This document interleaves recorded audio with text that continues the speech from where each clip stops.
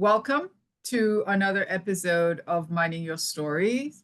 I am your host, Giselle Michel. The purpose of the channel is to rewrite the narrative on aging, purpose, and possibilities. Today's episode is focusing on a phenomenon that was brought to my attention. ABC News did a story last year sometime on silver divorces and silver divorce. And really, it has become a phenomenon. It is defined essentially as divorce among those who have had a prolonged relationship and marriage and have chosen to divorce after the age of 50. And usually what that means is that there are no minor children.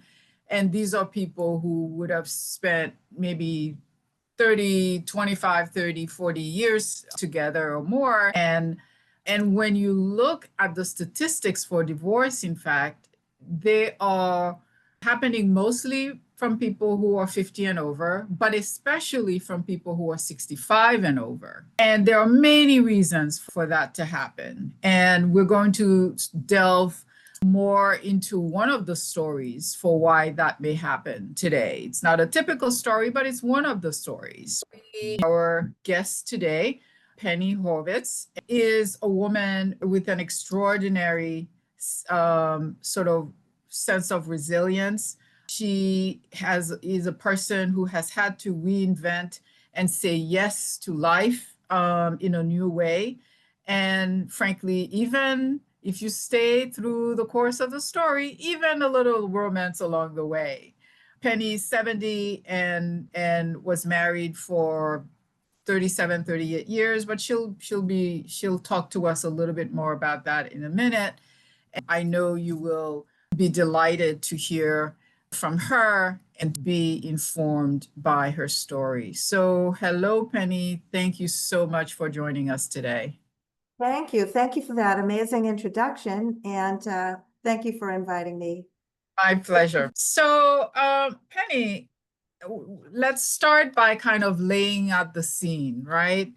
So where do we find you today? What would you like to say about who you are, where you are in life, and perhaps even how you might describe this chapter? Where are you in the story of your divorce?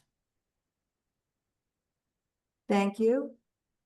Where I am now is freer, more independent, stronger, more resilient than I've ever been before. Circumstances had it that I chose to show my strength. I chose to work through a lot of junky stuff that played out. And right now in my life, it's probably one of the best times of my life. I would say pretty much the best time of my life. And I wouldn't have said that even maybe 6 months, well, definitely 6 months ago, I would not have said that. Mm. But I'm saying that now it's the best time of my life. Could you share with us, one, how long were you married, and then how it came that you divorced? Thank you. I will, because it's the story of me and my former husband. He and I are friends. At this point, it's taken a while to get there, and I don't want to disrespect him or anybody else, but I also want to share what exactly happened to dislodge our marriage. I was married for 37 years. We were married for 37 years, and we have 2 adopted daughters who we adopted from China. We had a very full family and community oriented life together. We were a partnership. We were very successful and highly looked upon as individual people and as a couple.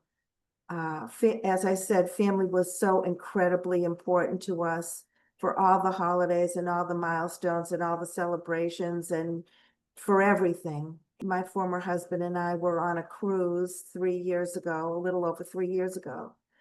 And I sensed that something was very wrong and something was very off with him. I saw very atypical behavior from him. And 2 weeks into a 3-week cruise, I confronted him. And he told me at that point that he's gay and that he had met somebody and came out into the gay community with his partner behind my back. And it was shocking. 1 minute we were married and the next minute we were not, and he had moved on and he was gay and deceived me for probably the 37 years of marriage. It sent me right into a trauma, needless to say. So out of the 3-week cruise, this being the second week, as I said, I couldn't be with him any longer and I left the cruise. He and I terminated the cruise and he went his way and I went my way permanently. And so I can only surmise that given the discovery and just the shock of everything, your world just came apart. It certainly did. He was 64 years old and I was 67 years old at the time. Could you walk us through, suddenly here you thought you were this person, this thing, and then in fact you were, now there was this, your world has crumbled. What was the next step for you? What happened to your compass, if you will? Sure. Well, I went into deep trauma and sorrow and shock and grief. It just, all those emotions all at one time. I couldn't feel myself. I had to tell my daughters and friends and associates, and we were a highly successful couple and had so many friends and associations. We were the nucleus of a lot. And I had to slowly take one brick out at a time. And I had to regroup myself because I was no longer a wife. And the nature of our immediate family was different. There was a member gone. Of the four of us. There was he, me, and our two daughters. So it crumbled. It crumbled one brick at a time. Mm-hmm. Do you think that society, or does society underestimate how impactful divorce can be at this stage of life, at the stage of life that you're in? Do you think it's more impactful later in life, or do you think divorce is divorce is divorce? Well, as far as timing goes, there's no good time if it's not what you expect, if it's not what you're planning. I planned on getting old and getting older with each other and going through a firm marriage. And so to answer your question, I can only speak for myself. There's no good time. However, I was taking care of both of my very elder parents for the last 11 years. And thank God he helped me with their massive decline through for when my father passed away, he worked with my father. They shared a business together. So he helped me through the passing of my father and helping me move my mother into memory care after my father passed away 5 years ago. So I was grateful for that timing because it was such a massive responsibility, and also because it was so intense for me to take care of my parents because I love them so much and I was all consumed by it. And thank God he was there. So if it was any good timing, thank God it was good timing for that. It was good timing as far as our daughters were living together in their own condo. So they were independent. They were not young. I didn't have to raise them as a single woman and as a single mother. And it was good timing because through all of my life's experiences, I felt strong. I knew I'm a strong woman, through my career and through everything that I've accomplished in my life. I felt strong and also felt my deep, deep, deep connection to who some people will call spirit or God or higher power or whatever. There was no denying my connection. So given all this, it wasn't bad timing. It wasn't bad. It's really important to hear that when somebody's going through such a difficult time, when your world is unwielding, that there is a possibility that that's not where it's going to stay. So given that preamble, you are 3 years out, right? I don't know whether we said that, but you are Yeah. 3 years out. So the strength can be heard in your voice. Do you remember anything vividly about the first moments of discovery? My first thoughts were he had so quickly replaced me, and he moved on for months before I knew about this. He moved completely on.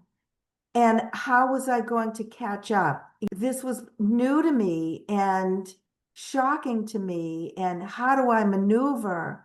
How do I relate to him now? That was really the biggest thing. And it came to me just this second, is how do I relate to this man now? Because on the one hand, I was so hurt, so devastated, so traumatized. And on the other hand, time had not caught up yet, and I still loved him. He was my partner for so long and my friend for so long, my husband for my whole life. If I was 67 years old and we were together for 37 years, what do I do next? What do I do? Who is this man that he has moved in with, who he's already sharing a life with? Who is this man? And so I was concerned about me. I was concerned about him. Here he is, 64 years old. Is he making the right decision? And felt happy for him that he was being true to himself. It was just all these things all together, and I was grasping for air. I was grasping for oxygen, and I was begging God or the universe or whoever, my higher self, I was begging, saying that for all the love that I've put out into this world, I need it all back. I mean, it wasn't a conversation. I just said, I need it. Like there's no like begging. I'm just telling. I need the love back. Yeah, And yeah, that's what happened. that's wonderful. Yeah, yeah, and that sense of humor. So clearly, you pulled on to and called upon your spirituality to help you walk through and navigate the shock and feelings of that period. Gotta believe What it. what other tangible thing did you do to navigate those feelings, to navigate that period in your life? Thank you. That is a real good question. And I would say that the biggest awakening that I had in the most pivotal moment was I was with my oldest daughter at just a couple of weeks into all of this, and at a farmer's market. It was in the summer, early summertime. I was raging inside of myself. And, the anger, when I was talking to her, the anger towards him was very apparent, no pun intended. And I listened to myself and I said, oh my God, I can't stand the way I sound, and I can't stand the way I'm coming across to her, and I can't stand that I don't want her to take sides between the two of us. He was a devoted father. I'm her devoted mother, and I didn't want anything to get in the way of she understanding this. And I didn't want to put her into anything uncomfortable, and I didn't want to put myself into anything uncomfortable. I didn't want to be a shrew. I wanted to be true to myself, that I'm a strong, gracious woman, and I just stopped. And after I saw her, I got into my car and I called him, and it was the first time really that I had a conversation with him.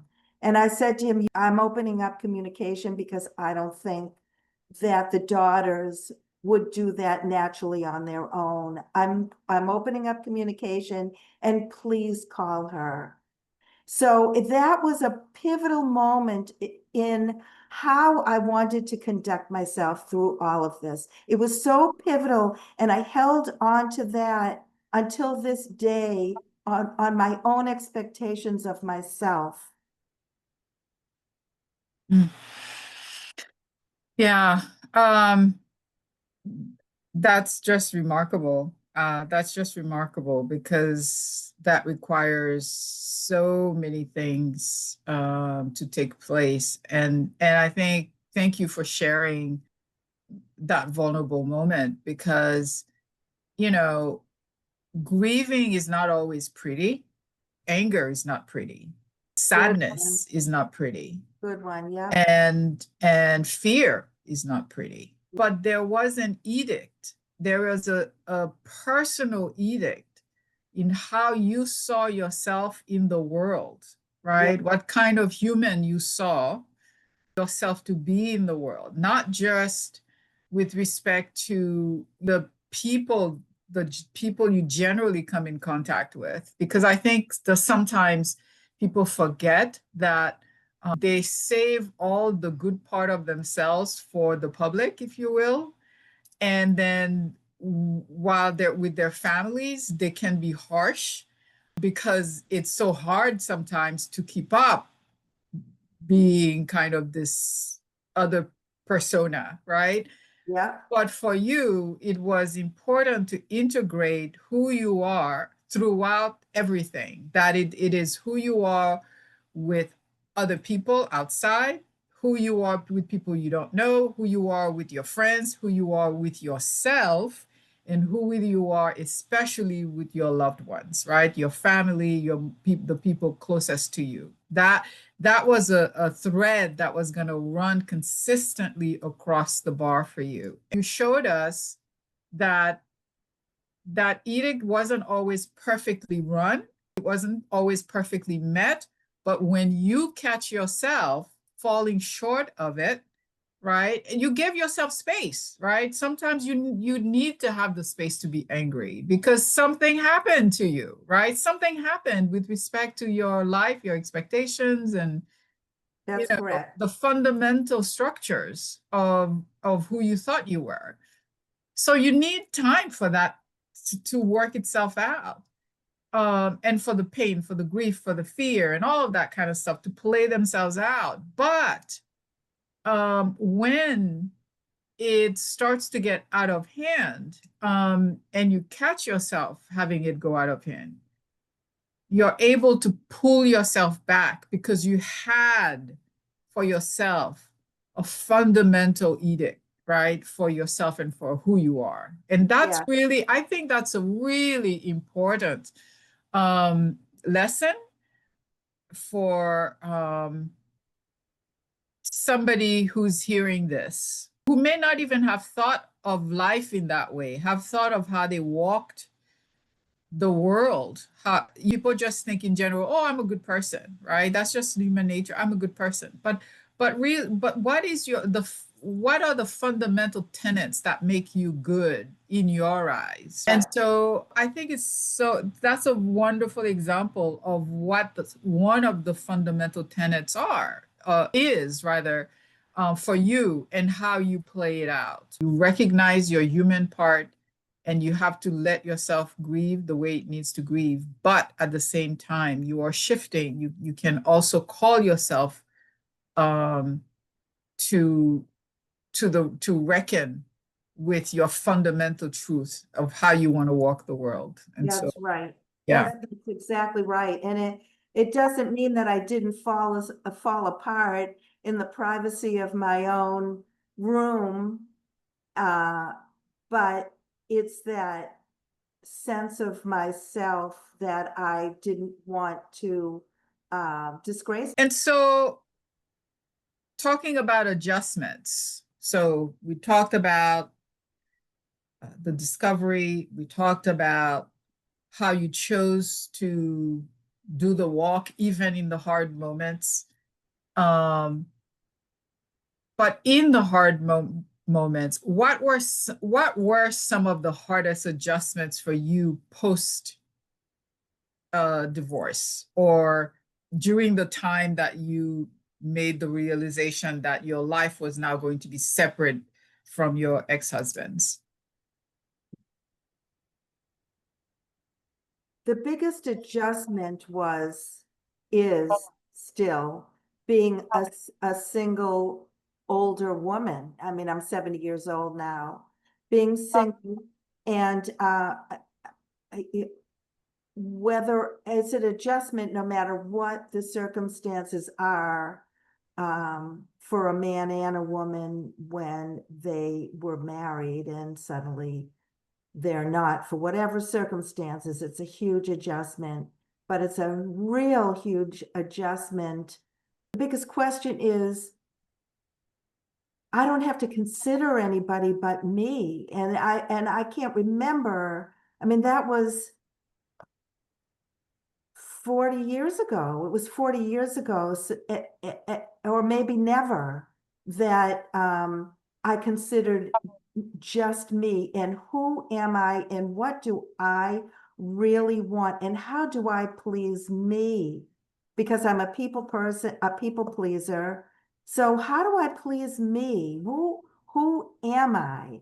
And in the dating situation, who do I want? And with friends of all sorts, you know, because I've lost friends along the way and have had to reinvent myself along the way. Who do I want in my life now as a 70-year-old single woman? And let me tell you, I'm very selective. I'm as selective as I've ever been because I need to take care of myself. It's me taking care of me. Well, it's interesting. So I asked you a question about what the hardest adjustments are post divorce. And it's interesting that one of the things that's that falls under that response is me taking care of me. That's And a that has, that's the most difficult because I have to change my, it's just I'm hardwired to take care of other people. And then every single moment, well, what do I really want to do? yeah.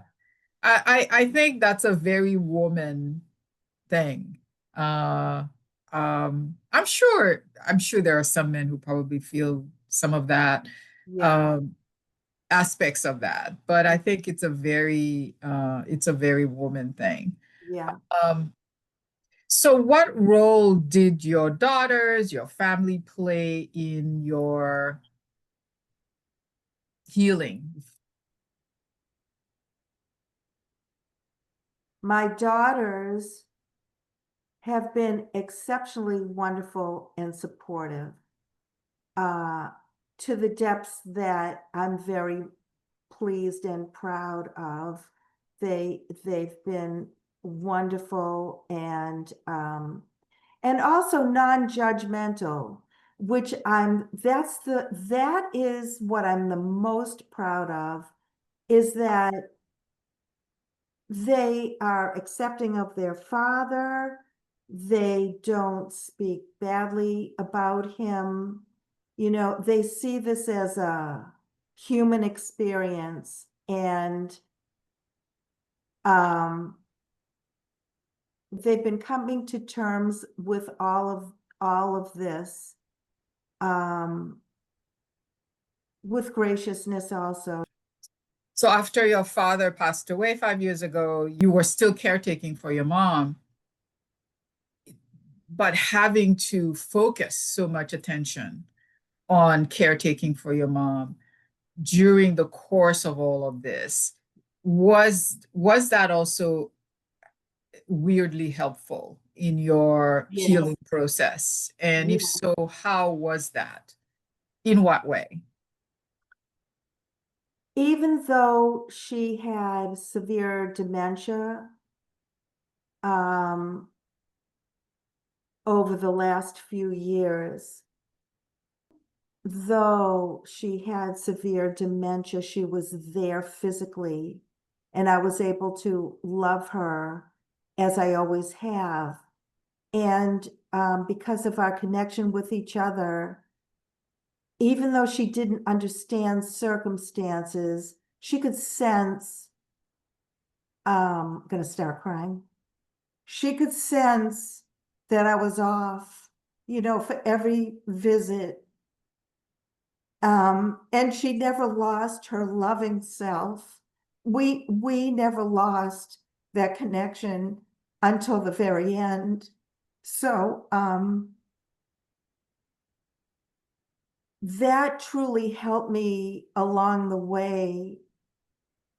I held on to her so tightly for as long as I possibly could. So even in her state, she mothered me. She mothered me.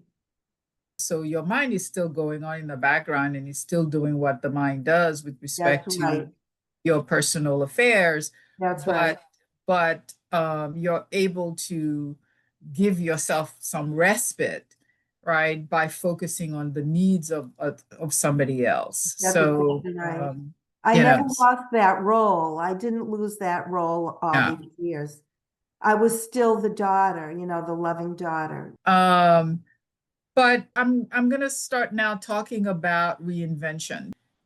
Your fundamental self is kind of the strong, independent Penny. You had your daughters. So mothering, that theme of mothering was also ever present. So you couldn't completely allow yourself to fall under, right? That just wasn't in That's the right. cards for you. And also what that was not your nature. That's right. So as you started to come up for air and realize, okay, I've got to dust myself off and start looking forward again, right?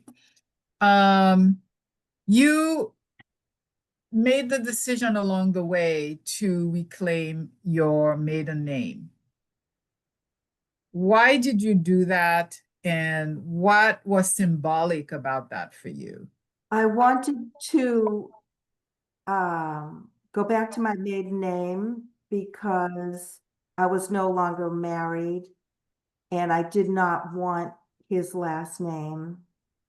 Um, my maiden name represents going full circle, maybe going full circle. Mm. And why was that important for you to go full circle? It it is important for me to so that I could, I mean, I always feel like I'm reinventing myself. I'm that type of person that my life resume is changing every minute of every day. Um, and to go back to my maiden name, it's like look at where I've come from and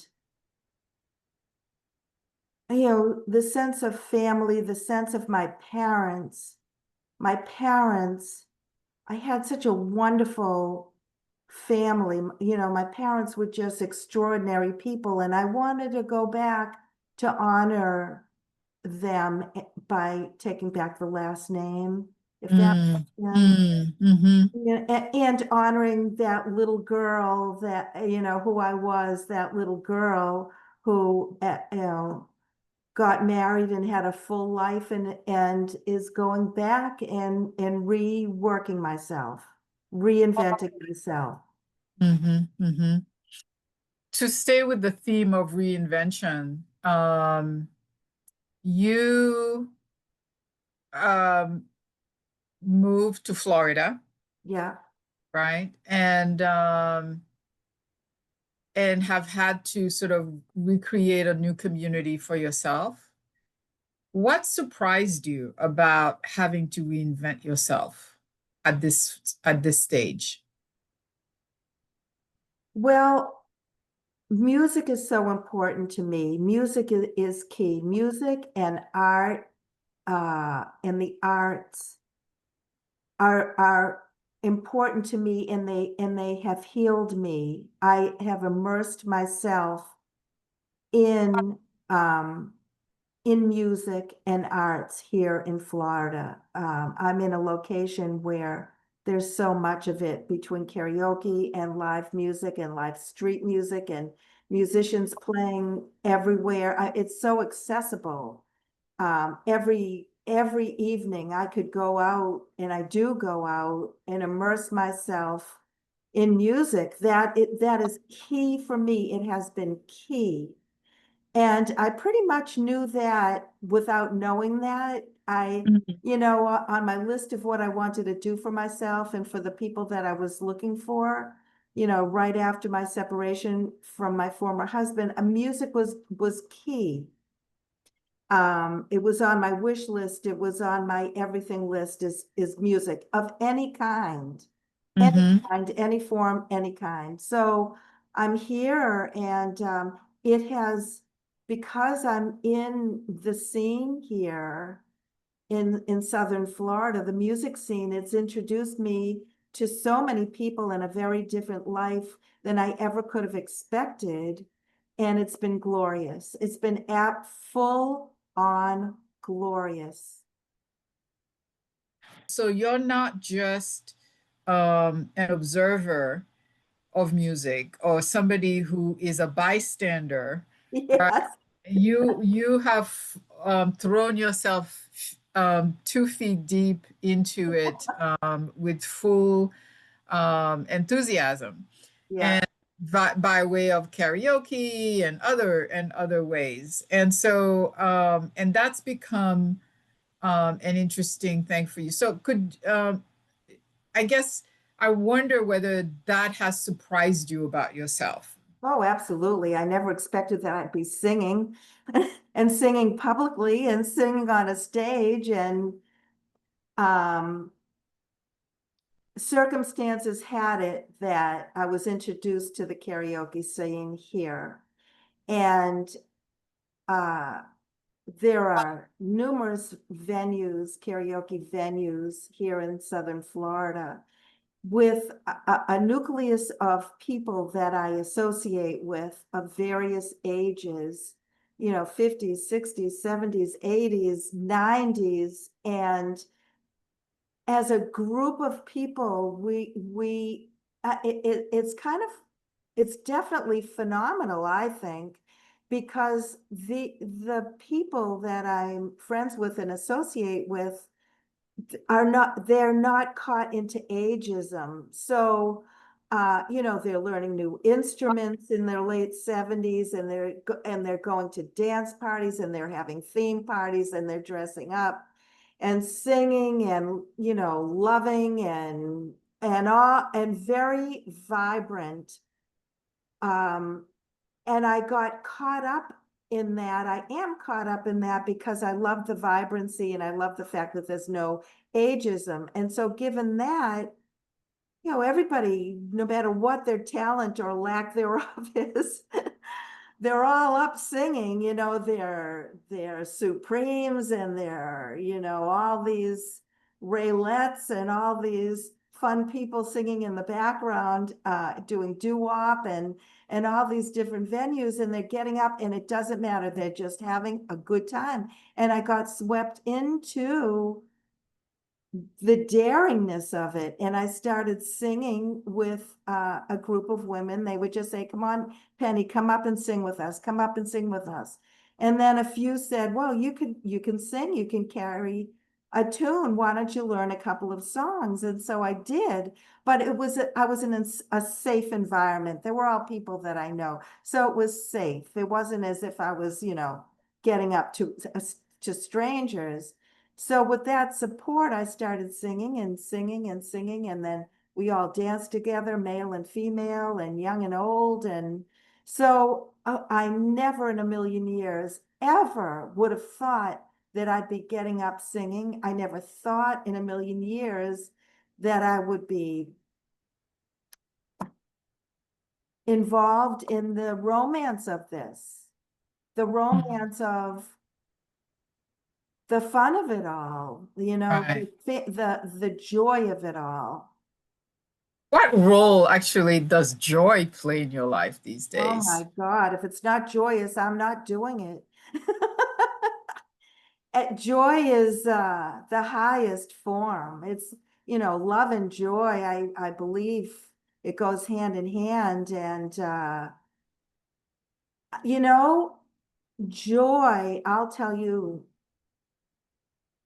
my discovery is it doesn't matter what drama plays out, that life plays out, it doesn't matter to me. I mean, it does, but on my daily personal life, I am joyous because I feel that I've gotten a second chance. And people can talk about other people and talk about worldly events and talk about whatever, whatever, whatever.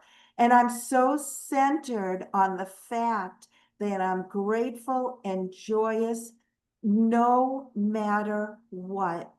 I made it. I feel like I made it. Mm-hmm. I made it within myself. Mm-hmm. And the second chance you have is as a result of what?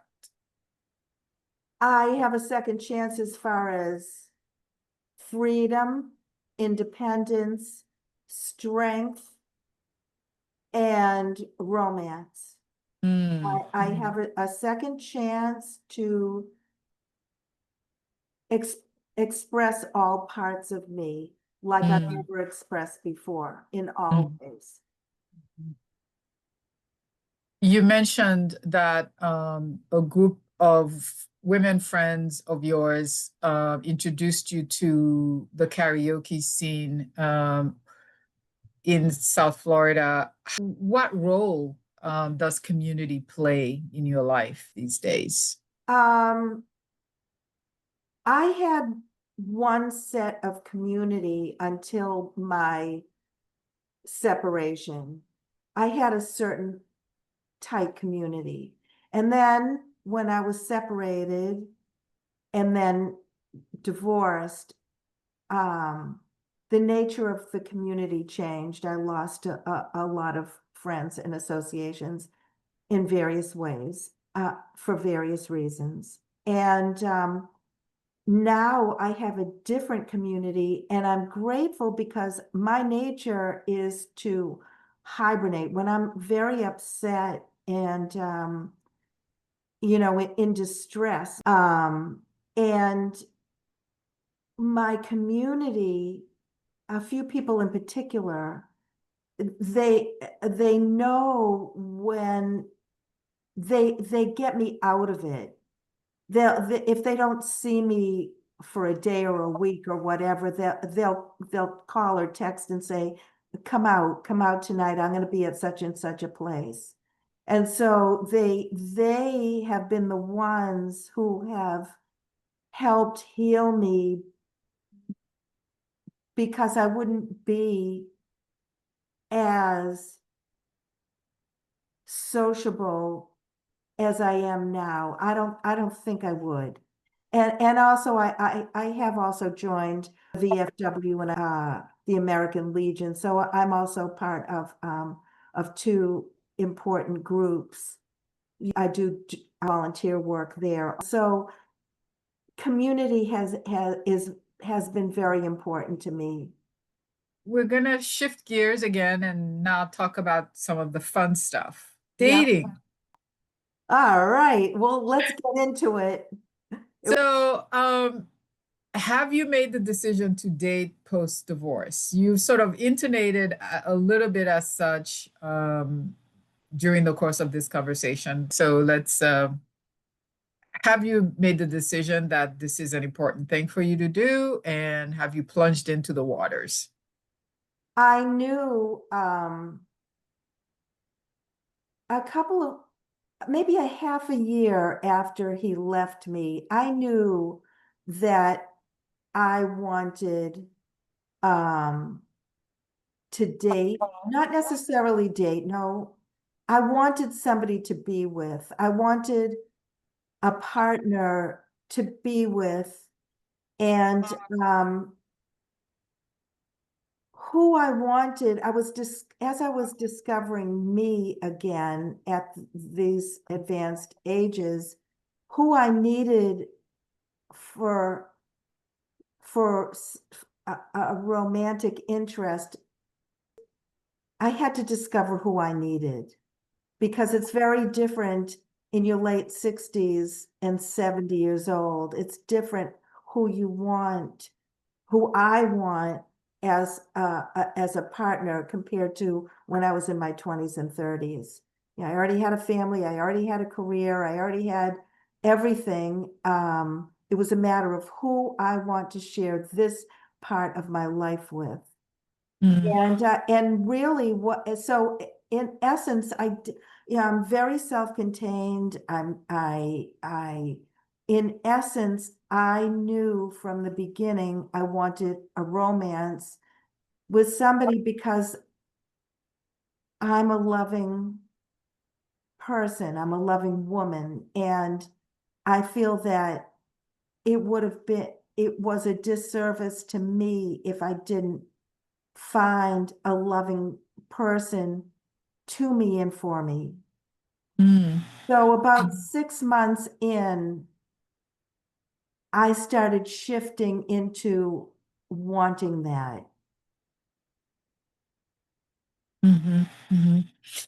So, what has surprised you about dating in your 70s? Oh boy. Oh yeah.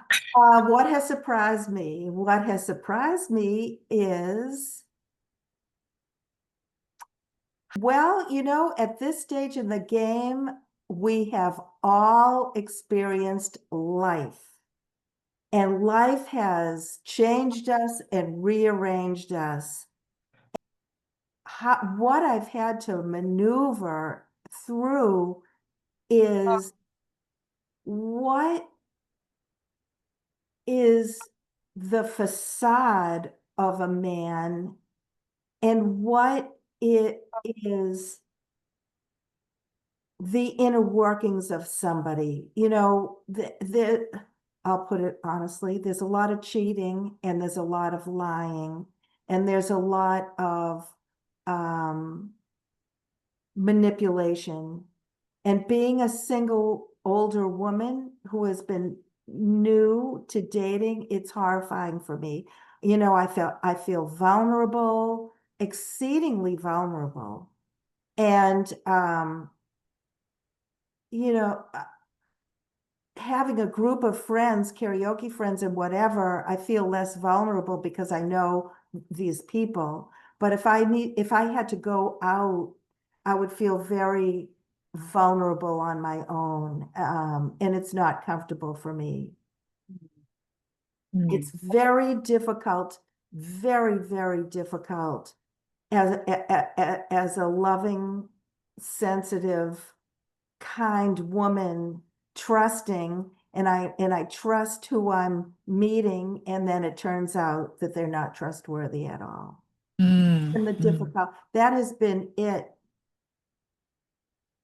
Do you think it's that men of the range of ages that you're meeting, there are more women who are available and free than there are men, right? Because women tend to live longer than men. So I'm just wondering, idea of not enough supply and a lot of demand. Is that what's causing? Yeah, that's exactly true. Okay. From my experience. You talked about relationships can morph into all kinds of different definitions. But you're telling me that also in the older community, like particularly in the retirement age community, meaning what, 65 plus, I guess I would say, Yeah. that relationships have morphed into different interpretations as well, right? So first of all, can you talk a little bit about the nurse and purse idea, and then the idea that relationships kind of look different as well as one of the new findings? Certainly. The nurse, don't be a nurse or a purse, is when an older man is looking for a woman who has money and who will also take care of him. But on the other hand, what I do want to add is it's also the other way around, where there are women here who are looking for men with money who could take care of them. I've experienced the money. I have experienced the nurse and the purse part, but single male friends that I have at this point are experiencing that as well, whereas a woman wants a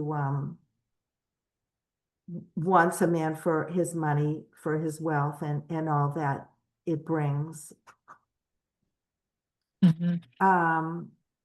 They're both very prevalent in this area. Mhm. And what about the idea that relationships can often look different? Like, in other words, people can choose to divorce, but then they still live together, or that they, whatever it is, and then they're still dating, and so on and so forth. Well, I've seen a lot of creativity down here. You know, where I am is a huge, the majority is seniors from 55 plus with all different stories. Every person has a different life story. And I'm finding that for every person and for every couple, new couple, new meaning people who have hooked up with, who have relationships with each other later in life. There's a different, people are so creative.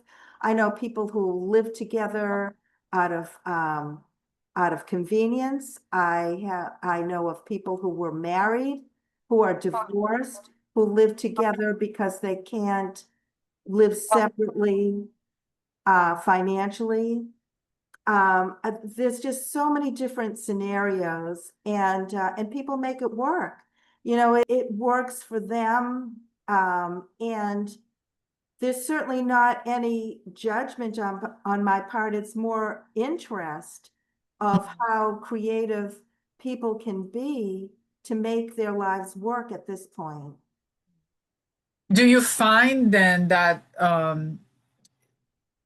just because of that need for creativity, whether it's driven by finance, or whether, the idea of community still, right? Yeah, Like couples may decide that even if it doesn't work for them to be in a romantic partnership anymore, but their friendship is still important, that's and right. and they may have some administrative needs that require that they have somebody there with them, right? Or health needs for that matter, Absolutely. that Absolutely. yeah. Absolutely. I mean, to speak for myself, um, my ex-husband is still my healthcare proxy. We share, and I am of his. A lot of things we've kept intact, left from the marriage, um, which are very important. And but yes, as we are aging and as we have more health concerns, I mean, that's a real concern. It's alive and well, these health concerns. And being single, to have people to be able to take you to appointments and know your medical history and whatever, it might be it might be your ex. Mm-hmm. Mm-hmm. And there's nothing wrong with that. There's everything right with that if it works. Mm-hmm. Mm-hmm. Yeah, yeah. I think that's something that people don't really think about, honestly, when they're younger, right? Like I that know. the administrative part of aging, and that it's there are, there are some practicalities that have to be addressed, if you want to continue to remain free, right? Absolutely. While aging, and flexible while aging. But you plan on something. Hmm. You don't ignore it. You plan on something. You have the conversations and you try to work it out. Yeah, that's perfectly said. You plan on something. Um, and so has your definition of partnership changed? What is important to me is somebody who I enjoy being with, who can add to my life, who can add interest to my life and enrich my life, and vice versa, who sees me as somebody who can enrich his life. That's key for me, is because I love adventure in mind, body, and soul. Who can take me on an intellectual adventure? Who could take me on a physical adventure? Who can offer me laughter and love and kindness? It's absolutely that, and not material things, not at all material things. That's not the focus. Hmm. Fortunately, that's not the focus. Mhm. But who could take me on the best adventure, and who in turn I can take on the best adventure together. Well said. Um, so divorce later in life can seem like an ending, and it is, and it is. But your story shows that it can also be about new beginnings. So, what is something that you're most grateful for today, 3 years in, as you're looking at the future? I am grateful that I was raised by an independent mother who was raised by an independent mother. I'm grateful that even though I was married, I was very independent, and I'm grateful that I can take care of myself without asking anybody for help in every part of my life. I am most grateful that I can take care of myself. And if I could lend any advice to anybody, male and female, that is listening right now, the most important thing I believe is being able to take care of yourself in every situation possible, financially, physically, to take care of yourself, and also to know where your weaknesses lie so that you can ask for help when you cannot. What if it's an area that you find is your weakness? Take care of yourself to ask for help. So can you give me 3 words that describes who Penny is today after all of this and looking forward to everything else that may be possible for you still? Grateful, grateful, and grateful. Oh, wow. Yeah. That's it. And so what is next? Which is the last question for Penny. What is next? Um, I don't know what is next. I can guess, but the way my life has been, there's always been such plot twists. Like big plot twists. So I hope that the next plot twist is a wonderful one and not something that I have to,